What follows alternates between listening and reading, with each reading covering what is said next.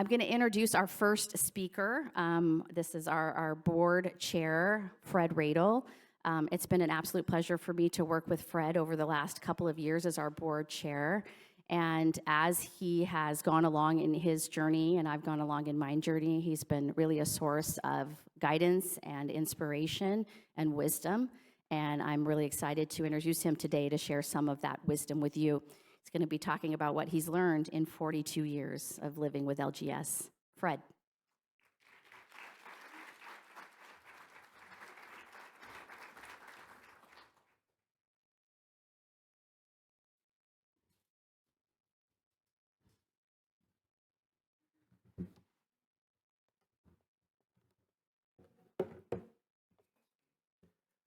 Good morning, everybody. Just like my classroom. I want to hear that. Well, welcome to Orlando in, January? Oh, it's July, isn't it? Well, let's pretend it's January, okay? At least it's January in this room, so let's keep the good thoughts coming. I'm humbled to be standing before you this morning. I prepared remarks, which I intend to deliver, but I had a moment of a defining moment, I think, at breakfast this morning. I met three lovely ladies from New York, and they were all telling me their story about their son and their grandchild, and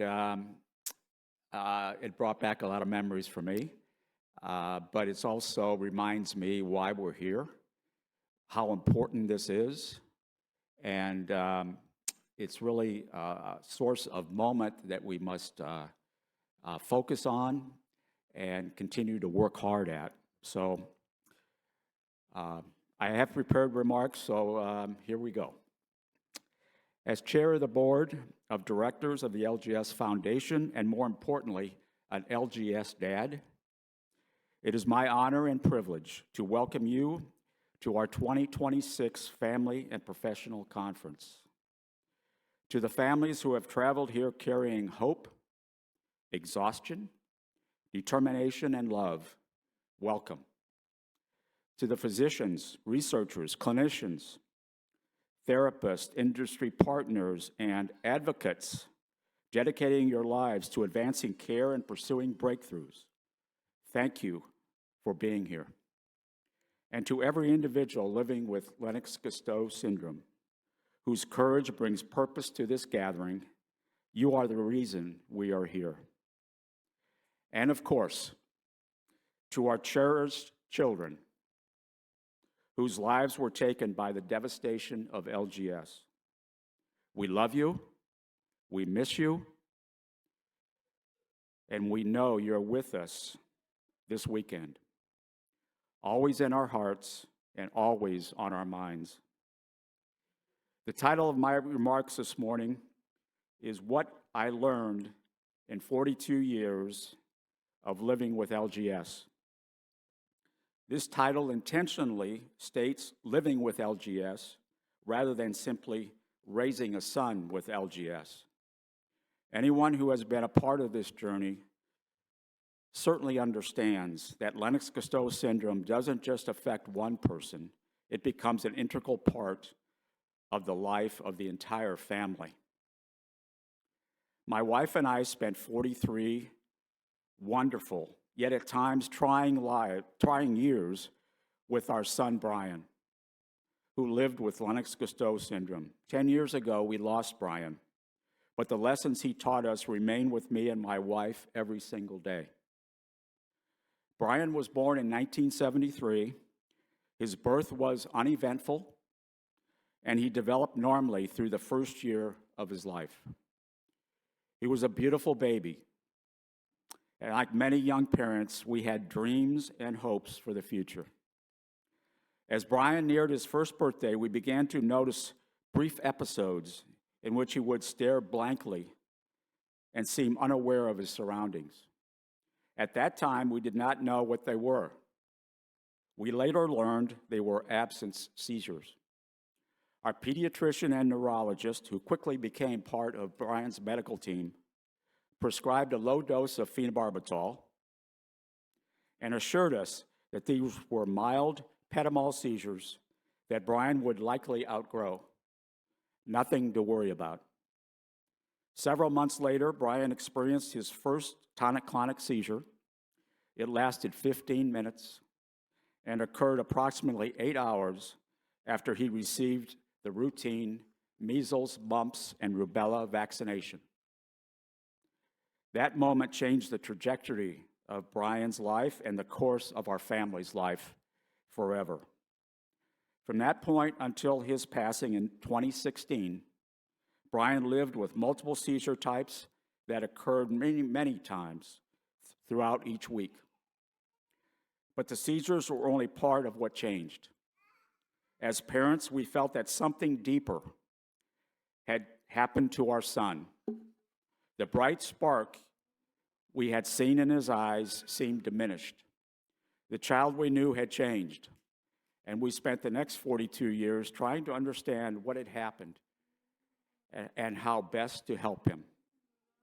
We believe that Brian had suffered a brain injury related to the vaccination, or that the vaccination unmasked an underlying condition.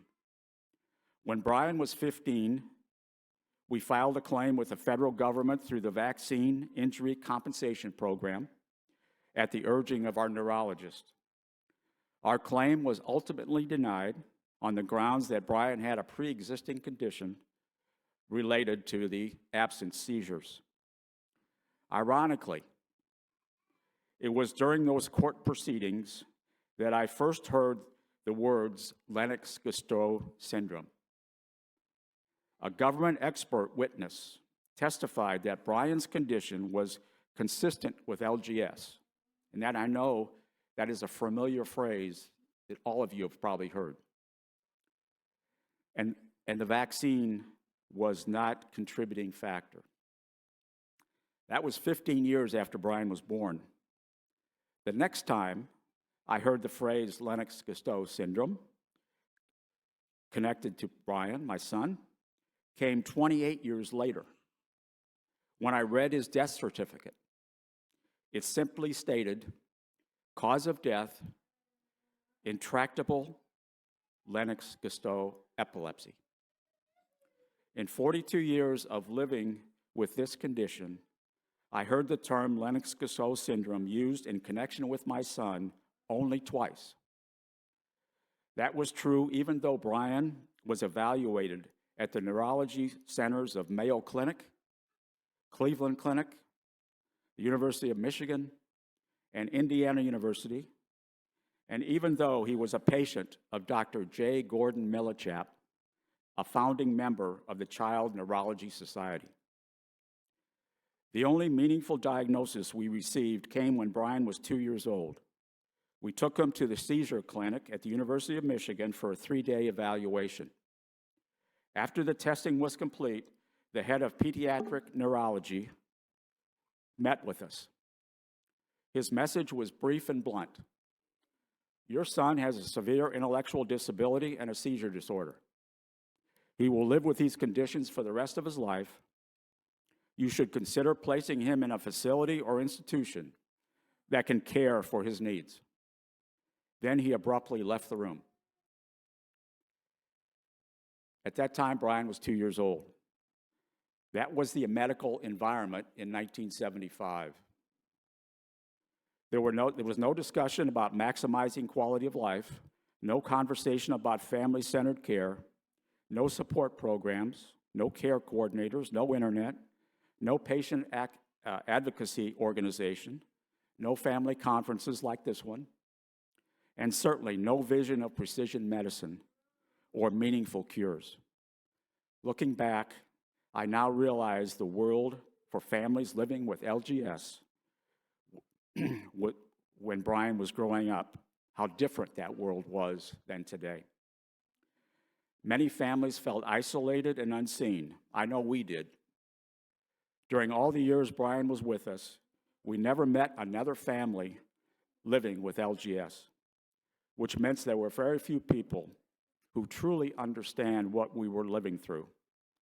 Most physicians had never heard of Lennox-Gastaut syndrome, and among those who had, only a small number had meaningful experience treating it. Research was scarce, and treatment choices were few. The medications available to us rarely seemed effective, and when they did help, they often brought disruptive side effects. There were times when we felt that our son's failure was being defined more than his limitations and his possibilities, more by limitations than possibilities. And hope often seems scarce, which is why when I look around this room today, I'm reminded of just how far we have come and how much further we still must go. Over the years, Brian received many medical labels, including multiple types of intractable seizures, severe intellectual disability, cerebral palsy, severe food allergies, and Crohn's disease. Over time, he also lost abilities we had once taken for granted: language, self-feeding, running, walking, and bladder control. The list goes on. But those descriptions and lost skills didn't define who he was. We were determined to focus on his abilities rather than his disabilities. To us, he was Brian. First and foremost, he was our son. He was loved and cherished, no more and no less than our other two sons. But his journey in life and our role in it was very different. The lessons Brian taught us did not come from medical journals or conference presentations.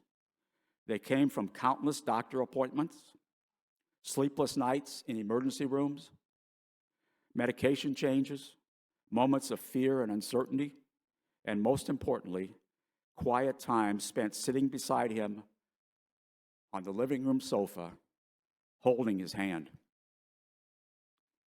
But they also came from moments of joy, resilience, courage, and unconditional love. Brian taught us patience. He taught us compassion. He taught us how to slow down and appreciate what really matters. He introduced us to a world we knew nothing about and to a community we never imagined becoming part of. Like many families in this room, we learned to celebrate milestones that others might overlook. We learned to cherish good days. We learned to adapt when plans made months in advance changed in an instant. We learned the meaning of advocacy, and we learned that progress is often measured differently when you are living with complex neurological disorders. Yet even in those difficult years, we continue to hope, and because families continued to hope, progress continued. Today, through my involvement with the foundation, I am amazed by how much has changed over the 42 years. I will admit that part of me feels a little envious, wondering how different our lives might have been if Brian had access to today's medications, surgical options, genetic testing, seizure detection tools, and tracking technologies. But more than anything, I am filled with hope for the future and for the progress I believe will come, not in another 42 years, but in the next 5 years or 10 years. We have more treatment options than ever before. We have better diagnostic tools. We have epilepsy centers with specialized expertise. We have researchers dedicated specifically to understanding LGS. We have clinical trials. We have genetic discoveries. We have advances in neuroimaging. We have growing recognition that every person living with LGS deserves individualized care. And most importantly, we have a community. A community changes everything. Today's families are not walking this path alone, as Tracy mentioned. Today's family have access to information, support, education, advocacy, and connection that simply did not exist when Brian was young. This progress matters, and many people in this room contribute to it. To our physicians, researchers, clinicians, and industry partners, thank you. Your work matters. Every breakthrough begins with a question. Every discovery begins with curiosity. Every improvement in care begins with someone refusing to accept the status quo. Families may not remember every scientific presentation or publication, but they remember hope. They remember being heard. They remember being treated as partners. They remember the people who refuse to stop searching for answers. Thank you for being those people. But as important as medical progress has been, I have learned something else over those years. Families need more than medicine. They need connection. They need understanding. They need guidance. And they need to be told the truth. And they need a place where they belong.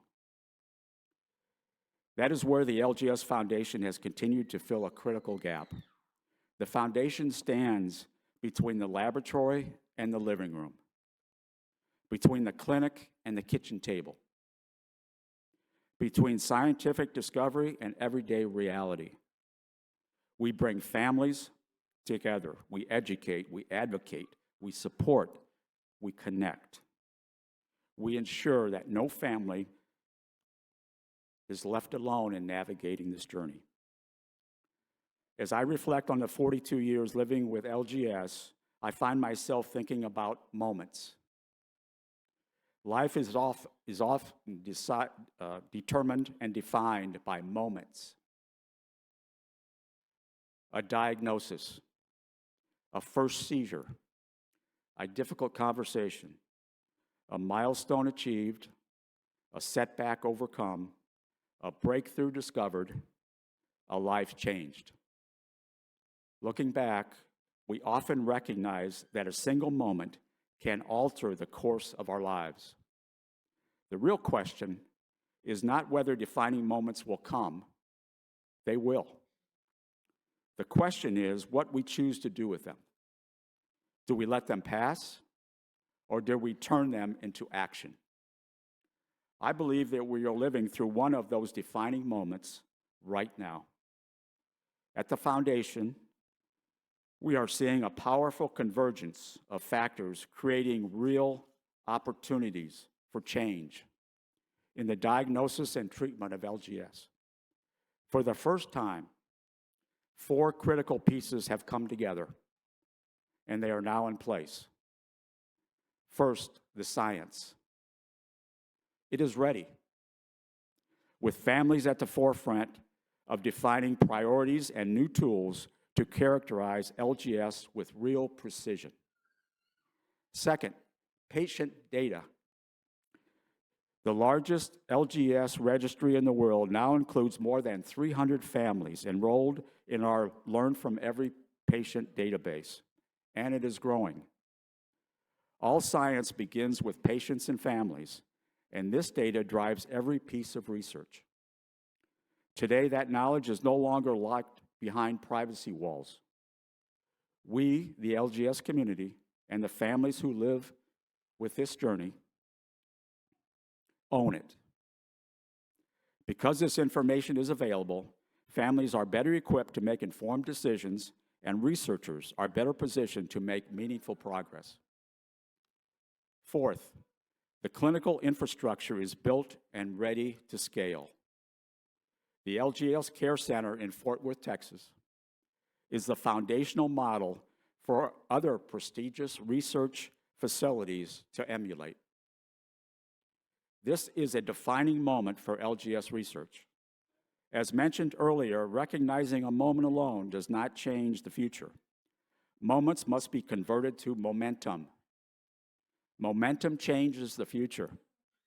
Momentum accelerates discovery.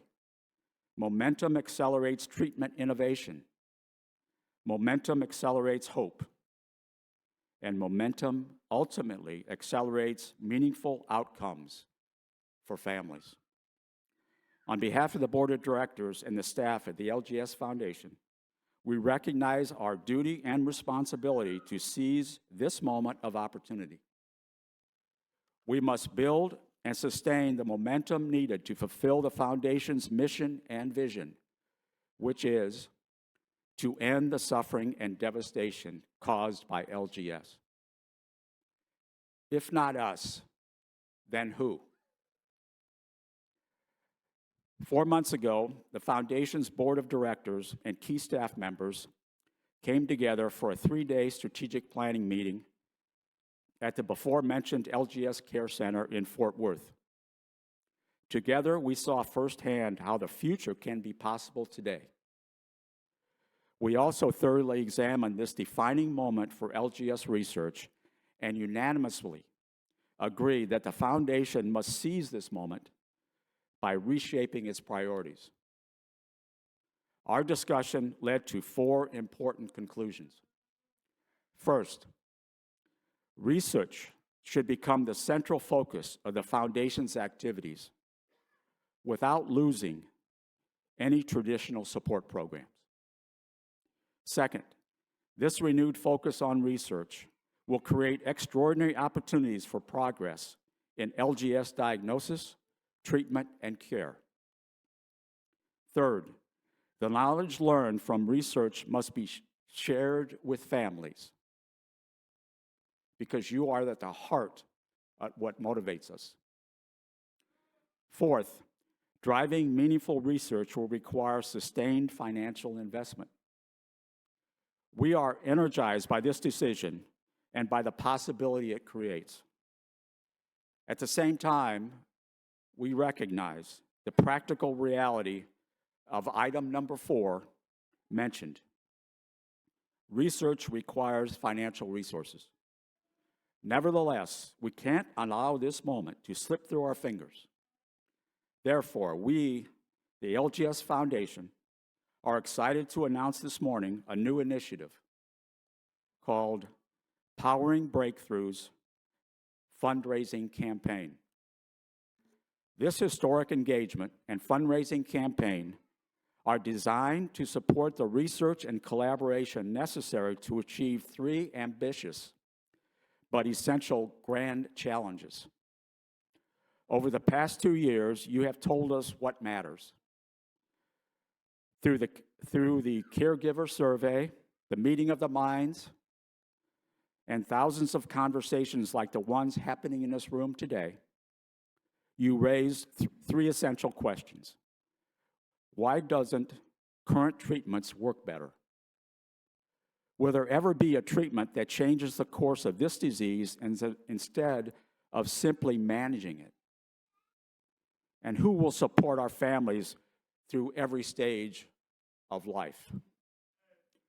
We took those 3 questions and transformed them into 3 grand challenges with one clear purpose: to provide you, our LGS families, with meaningful answers. First grand challenge, precision diagnoses. Ensuring every individual receives the most accurate and timely diagnosis possible. Having a patient's precise diagnosis, or as we call an LGS signature, directs treatment choices. I believe we have a workshop on this topic either this afternoon or tomorrow. I encourage you to stop by. Second grand challenge, precision treatments. Developing disease-modifying therapies tailored to the underlying causes of LGS and the unique needs of everyone. And the third grand challenge, whole life care. Improving quality of life across every stage of the journey for individuals and families living with LGS. These goals are bold, they are ambitious, and they should be, because the families we serve deserve nothing less. These challenges are our opportunity to lead research intentionally rather than simply waiting for projects to come to us, especially projects that may not address the issues most important to our families. Research has transformed countless diseases once considered untreatable. It creates possibilities where none previously existed. And research turns a question into a cure. And every cure begins with someone willing to ask a question and invest in finding the answer. Today, I invite every member of our community to join us and invest. Join us not only as recipients of support, but as partners in progress. Join us not only as beneficiaries of the Foundation's work, but as builders of its future. Join us in transforming this moment into momentum. Join us in powering breakthroughs for our future. Because improving lives around the world is an audacious vision. And audacious visions require all of us. Yes, families, researchers, clinicians, industry partners, advocates, donors, and volunteers. An entire community united by hope and now purpose. Our goal for the Powering Breakthroughs campaign is to raise $4 million between now and the close of 2029. We are announcing this campaign today to help build early momentum.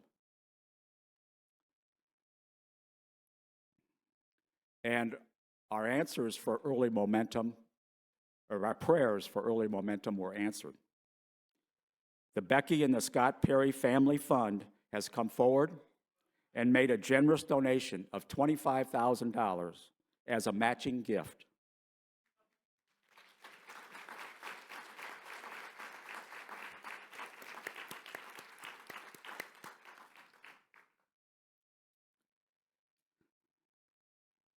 Every contribution made during this conference will be matched dollar for dollar by this gift up to $25,000.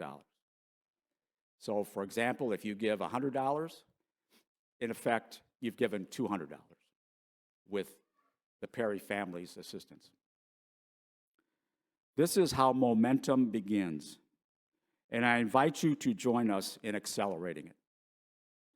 You can donate through the LGS Foundation website or by giving Tracy or me a check made out to the LGS Foundation Powering Breakthroughs campaign, or I believe we have a QR code that is another way for you to participate.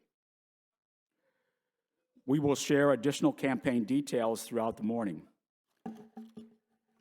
If what you have heard this morning moves you, please join us in creating momentum for LGS breakthroughs.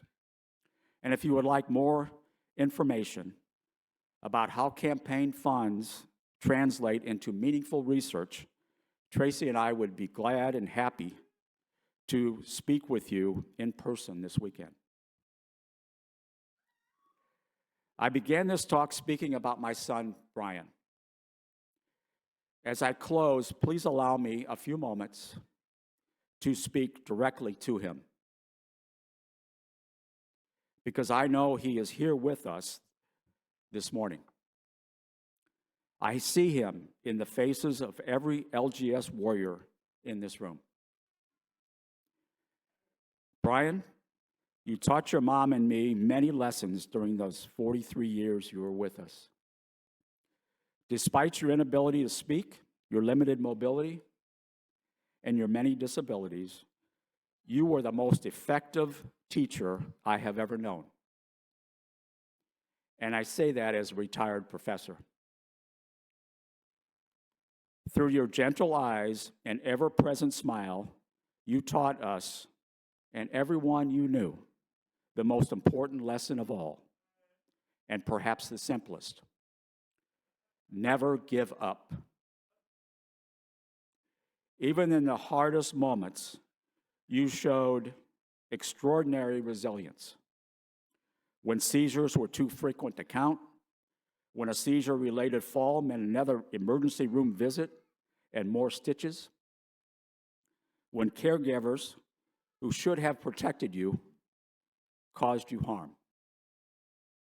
Through it all, you kept that famous smile and offered everyone a hug. It was your way of saying, "I've got this. I trust you. I will never give up." I believe that same spirit lives in every child with LGS.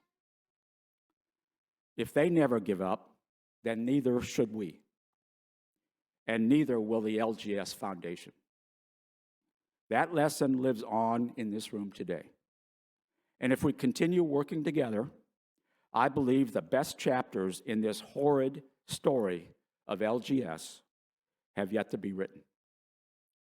Thank you for your commitment, partnership, and more importantly, your trust in us. And thank you for helping us power breakthroughs for the future. Enjoy the conference. Thank you.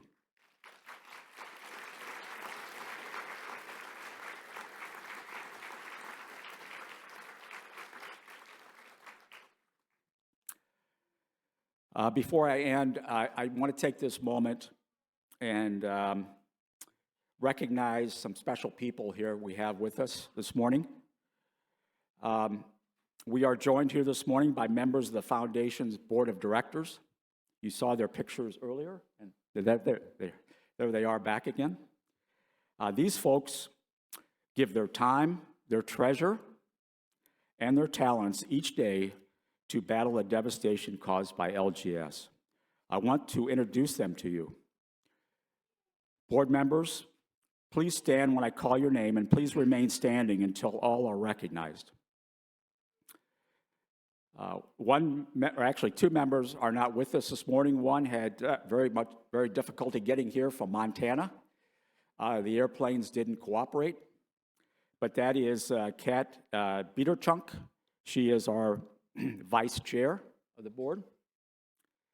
But we do have with us today newly elected board treasurer, Sue Sessa. Where's Sue? She's way in the back. Okay. Outgoing board treasurer, Kevin Merritt.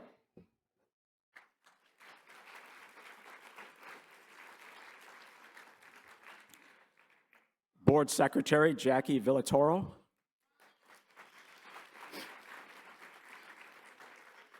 And board members, Dina Andriola.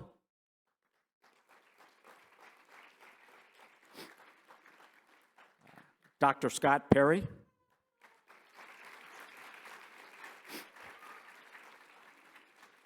And Jenny Rosenthal. And Jenny lives in Mexico City, and she couldn't be here this weekend either, but she sends her love and her undying support. So we appreciate that, certainly. These folks will be here for the entire conference, of course, and will be engaging with you informally during the breaks and meals over the next 2 days. Please take the time to get to know them. Thank you.